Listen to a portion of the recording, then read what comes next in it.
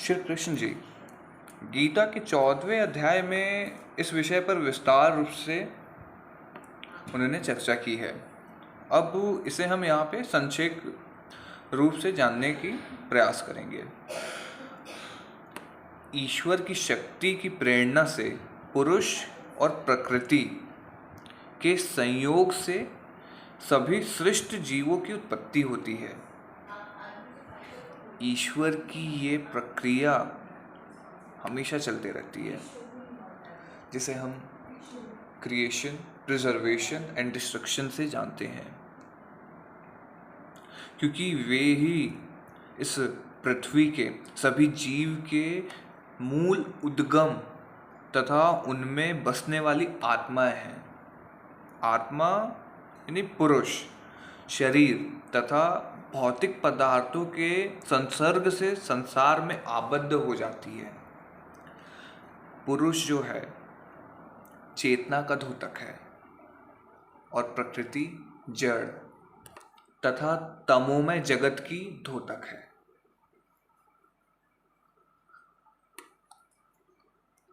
ब्रह्म और प्रकृति एक ही है, परंतु प्रकृति सत्व, रजस तथा तमस ये 3 गुण से मिलकर बनी है। रजस प्रकृति का अवेकेंट पार्ट है, अवेकेंट तत्व है। तमस जड़ता का तत्व है और सत्व शांति तथा समन्वय का तत्व है।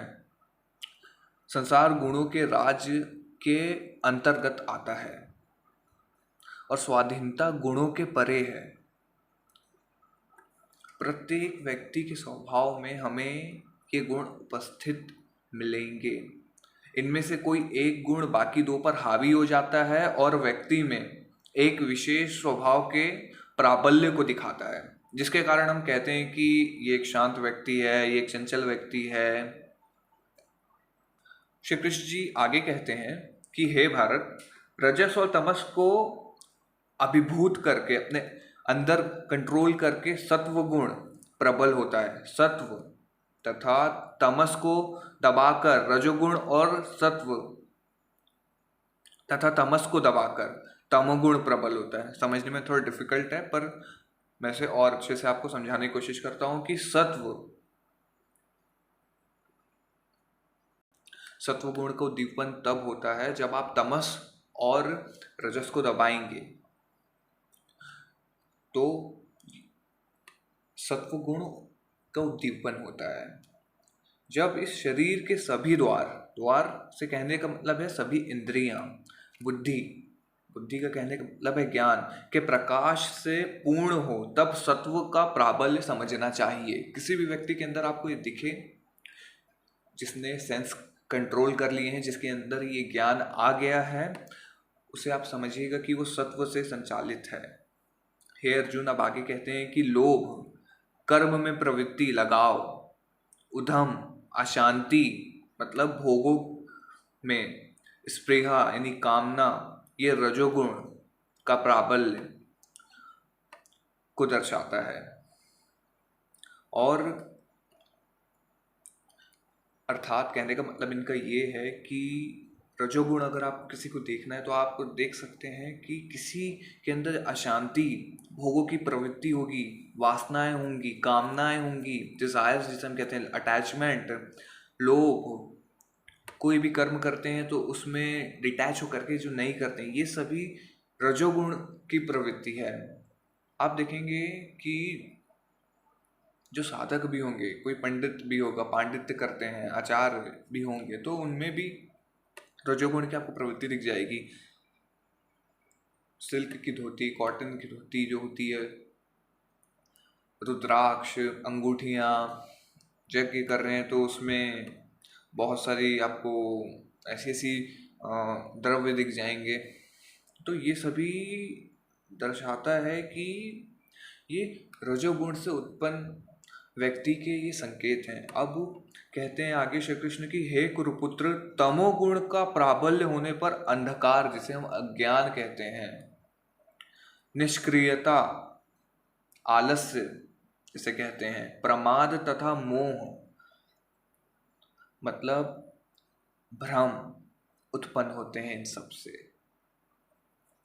अब आचार्य शंकर विवेक चूड़ामणि ग्रंथ में 3 गुणों की क्रियाओं को और भी विस्तार रूप से समझाते हैं, जैसे काम, क्रोध, लोभ, दंभ, दुर्भाव, दूसरे की तरफ बुरी भावना रखने वाले, अहंकार, ईगो, ईर्ष्या, मात्सर्य आदि ये घोर लक्षण रजोगुण के हैं, जिनसे मनुष्य के मन में सारी सांसारिक प्रवृत्तियां उत्पन्न होती है।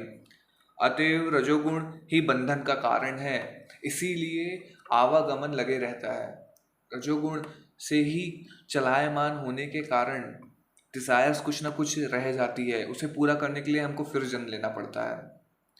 कुछ बच गया है तो उसे फुलफिल करने आना पड़ेगा, कुछ कर्म बाकी रह गए हैं उसे पूरा करने आना पड़ेगा। अज्ञान, आलस्य, जड़ता, बहुत नींद जिन्हें आती है, निद्रा, प्रमाद जिसे हम कहते हैं भ्रांति, भ्रम, मूर्खता आदि तमोगुण के लक्षण है ये। इनसे बंधा हुआ व्यक्ति कुछ भी नहीं समझता, अपितु निद्रा मग्न अथवा लकड़ी के खंभे के समान जड़ रहता है। प्रसन्नता, अपने स्वरूप का बोध, परम शांति, तृप्ति, अति हर्ष, परमात्मा में निष्ठा, जिनके द्वारा निरंतर आनंद रस का बोध होता है, ये विशुद्ध सत्व गुण के लक्षण हैं। आप किसी इंसान को, अगर आप किसी व्यक्ति को देख पाते हैं जिस समझ नहीं है, आलस्य बहुत है, जड़ता है, जो बहुत निद्रा में पड़े रहते हैं, भ्रम में जीते रहते हैं, मूर्खता है, ये तमोगुण के लक्षण है। वहीं आप देखेंगे सत्वगुण के लक्षण की जिन्हें किसी भी चीज की जरूरत नहीं है, सदा ब्लिस में, सदा प्रसन्न चित्त रहते हैं, अपने स्वरूप को उन्हें बोध रहता है, परम शांति में रहते हैं, तृप्ति रहती है, अति हर्ष उल्लास में रहते हैं, परमात्मा में हमेशा निष्ठावान होते हैं। ये सारे इंडिकेशंस सत्वगुण व्यक्ति के हैं। अब एनालिसिस करने पे ये देखने में आता है कि किसी व्यक्ति के स्वभाव, आचरण और व्यवहार में क्रोध का प्राबल्य इस बात का सूचक है कि रजोगुण उसका प्रमुख गुण बन गया है और सत्वगुण और तमोगुण प्रभावी रूप से दब गए हैं। जब रजोगुण उसके स्वभाव पर प्रभुत्व बनाए रखता है तब तक वह क्रोध पर विजय नहीं पा सकता। क्रोध का उपचार जड़ से तथा स्थायी रूप से करने के लिए व्यक्ति को अपने स्वभाव में सत्व का प्राबल्य लाने का कोई उपाय ढूंढना होगा, क्योंकि केवल तभी वो निश्चित रूप से क्रोध पर विजय प्राप्त कर सकेगा। हम देखेंगे कि अब क्रोध के अब और क्या क्या उपचार हैं। अब श्री कृष्ण कहते हैं कि सत्व गुण रजस तथा तमस को अभिभूत करके अपना प्राबल्य स्थापित करता है। जब श्री कृष्ण कहते हैं कि सत्व गुण रजस तथा तमस को अभिभूत करके अपना प्राबल्य स्थापित करता है, तो क्या उनका तात्पर्य यह था कि अपने आप ही ये हो जाता है? यदि ऐसा ही है तो फिर ऐसा कब होगा? यदि हम अनंत काल तक प्रतीक्षा कर सकें तो एक न एक दिन सत्वगुण का प्राबल्य अपने आप ही स्थापित होगा। श्री रामकृष्ण देव जी कहते हैं कि अंत में हर व्यक्ति मुक्त हो जाएगा। अंत काल में ही सही, पर निश्चित रूप से मुक्ति पाने का विचार भी कहीं ना कहीं ये होपफुल एक रास्ता है। तो भी व्यक्ति को अपनी वर्तमान समस्याओं से, प्रेजेंट में जो भी ये समस्याएं उनकी प्रॉब्लम है, उसे निपटने के लिए एक अधिक व्यवहारिक मार्गदर्शन की जरूरत है। प्राकृतिक प्रक्रियाओं के साथ चलते हुए पूरे मामले को प्रकृति के हाथों में छोड़ा जा सकता है वैसे, पर हमारे सामने चुनौती ये है कि हम किसी प्रकार अपने जन्मजात स्वभाव के रजोगुण और तमोगुण के ऊपर सत्वगुण का प्रभुत्व स्थापित करें। रामकृष्ण जी कहते हैं कि काम, क्रोध तथा तमोगुण के बुरे प्रभाव से सत्वगुण हमारी रक्षा करता है। सत्व संसार का बंधन ढीला कर देता है भगवान हंस रूप में अवतार लेकर ज्ञान का उपदेश देते हुए व्यक्ति के स्वभाव में सत्व गुण का के ऊपर जोर देते हुए सत्व गुण का प्राबल्य लाने के उपायों पर चर्चा करते हैं। ये श्रीमद् भगवत गीता में भी लिखा गया है और देखेंगे आप तो श्रीमद् भागवत में भी इसे आप पाएंगे।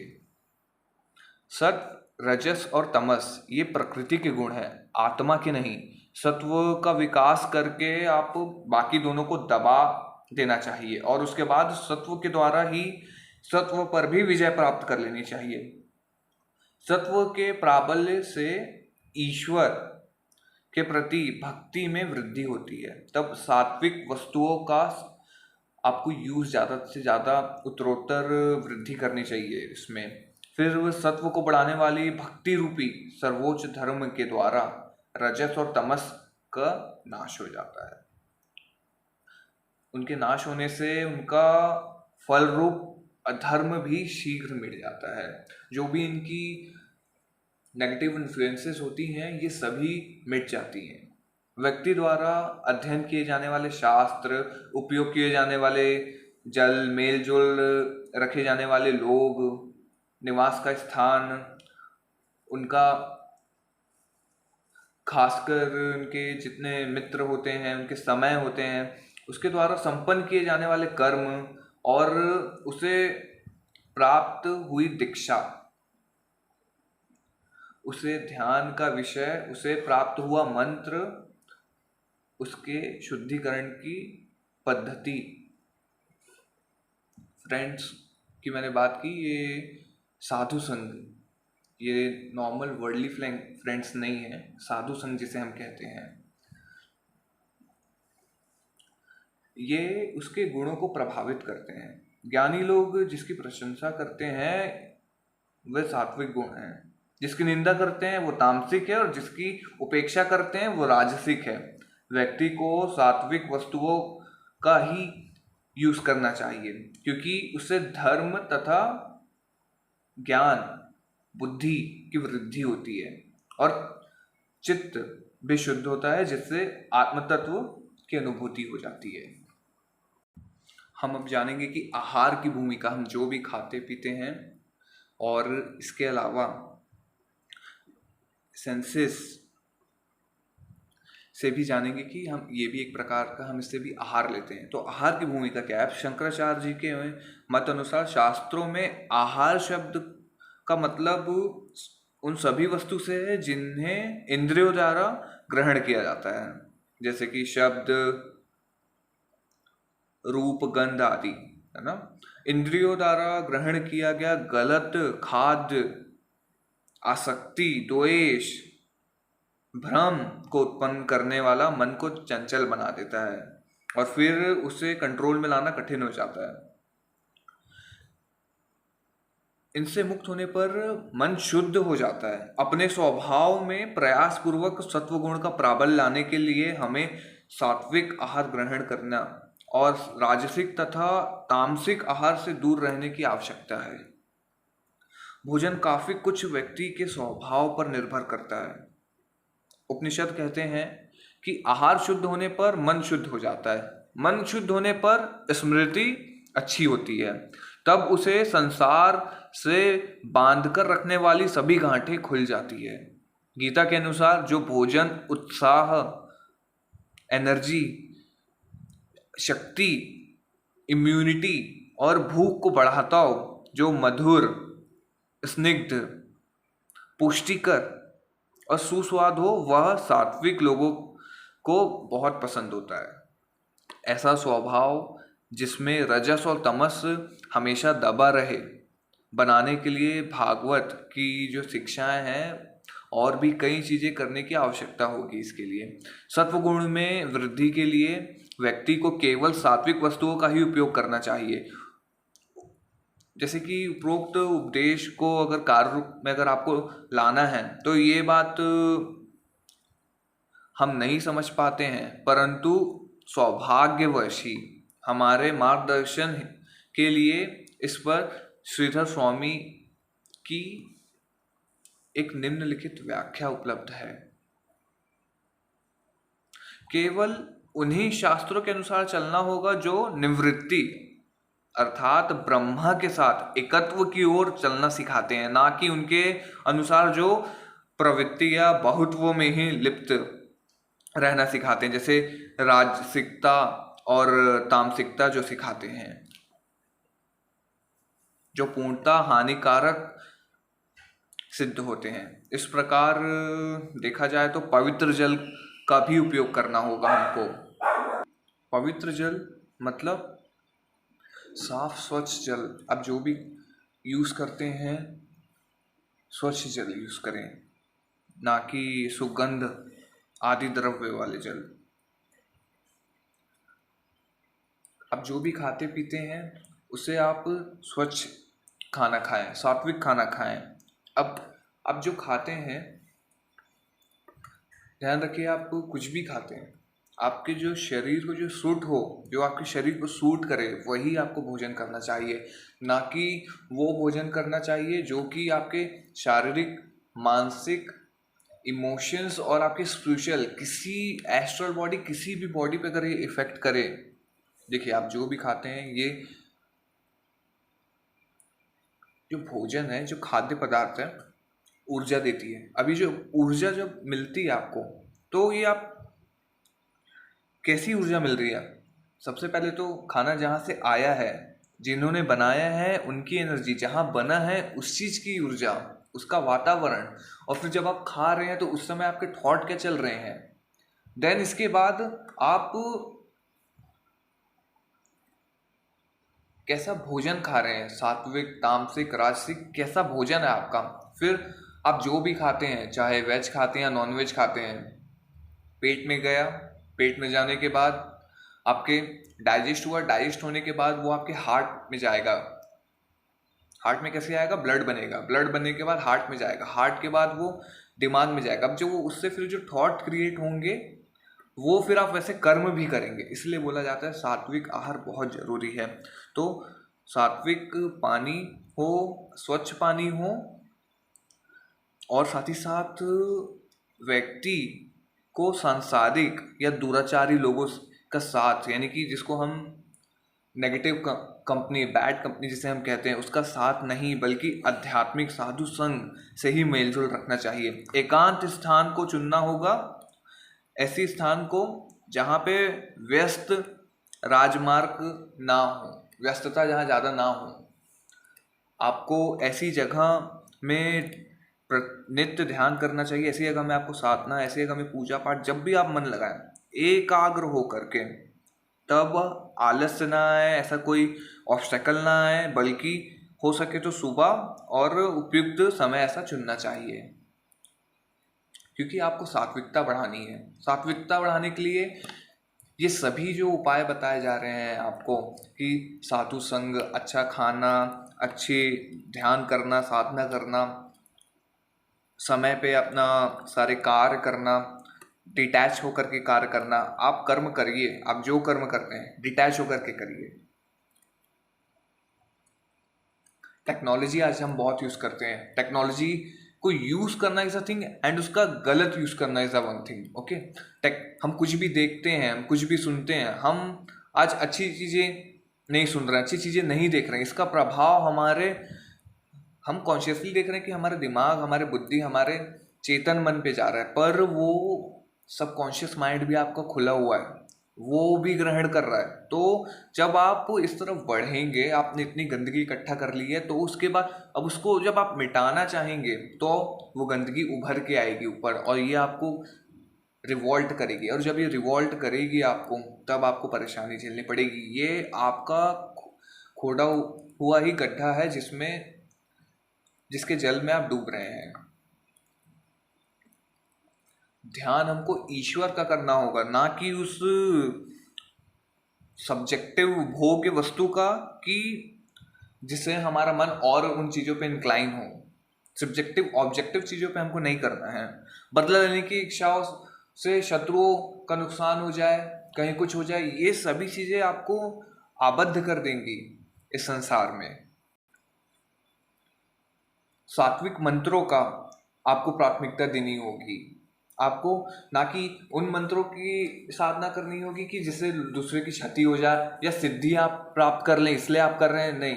सिद्धि प्राप्त करेंगे तो आप ईश्वर को प्राप्त नहीं कर पाएंगे। वो वैसे ये बहुत डिफरेंट कॉन्सेप्ट है, पर ये सात्विकता का ही मैं आपको एक एग्जांपल दे रहा हूँ। आप ऐसे मंत्रों को प्राथमिकता देनी होगी जिसमें आपकी सोल उत्थान करे, सोल आगे बढ़े। अंतःकरण, मन की पवित्रता पर हमको ध्यान देना होगा, ना कि शरीर पर, मकान पर और उसकी साफ सफाई पर। मन की सफाई जरूरी है। हम साफ सफाई क्यों करते हैं? साफ सफाई ये एक बाहर का ब्यौरा है। असली साफ सफाई हमको हमारे मन की करनी है। घर साफ करना, झाड़ू पोछे होना, ये जगह साफ रहना, जाले ना रहना, धूल ना होना, ये सब इस चीज का द्योतक है कि हम यहाँ अगर साफ सफाई से रहेंगे तो हम अपने अंदर भी ऐसे काम करेंगे। तो हमारा मन को हमको ऐसे साफ स्वच्छ रखना है, पवित्र रखना है। इन सभी प्रैक्टिस के द्वारा आप सत्व गुण को आप निरंतर आप इसकी वृद्धि कर सकते हैं और क्रोध पर विजय पाने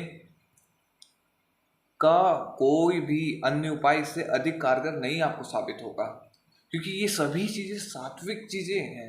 आप सात्विकता बढ़ाएंगे, अपने मन को शुद्ध करेंगे, ये आप खुद ही आपको स्वभाव उसमें ढलेगा। आप जो चीजें देखेंगे, जो सुनेंगे, जो करेंगे, जो सोचेंगे, आप वो ही बनेंगे।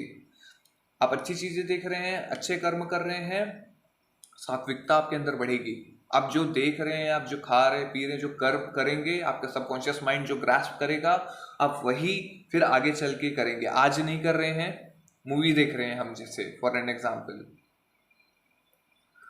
तो ये हमारी डिजायर है कि आज शाम को मूवी देखना है, आज शाम को मूवी देखने जाना है। वर्क प्लेस में हम काम कर रहे हैं पर मन वहां लगा हुआ है, काम कहीं कर रहे हैं, मन कहीं और है।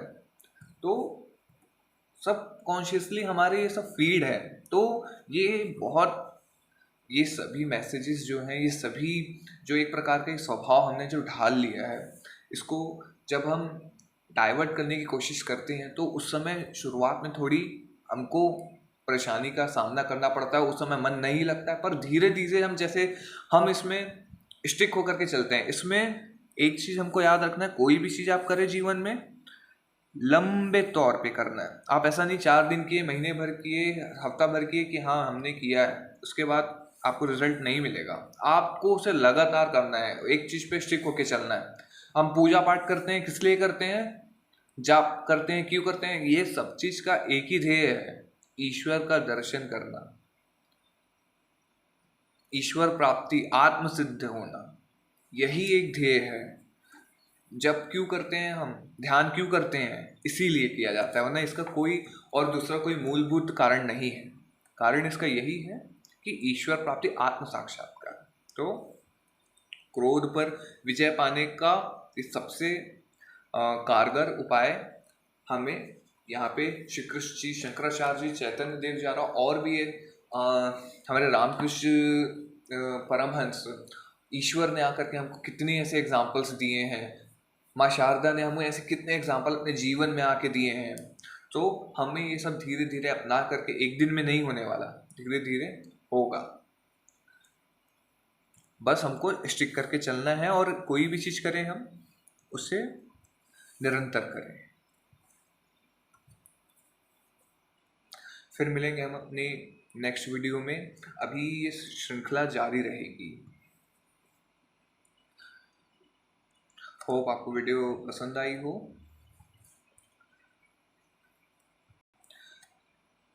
इसे आप अपने जीवन में, जैसा आपने सुना है उसे आप अपने जीवन में उतारे भी, तो ये आपको इम्पैक्ट करेगा, ये रिजल्ट आपको मिलेगा लाइफ में। धन्यवाद।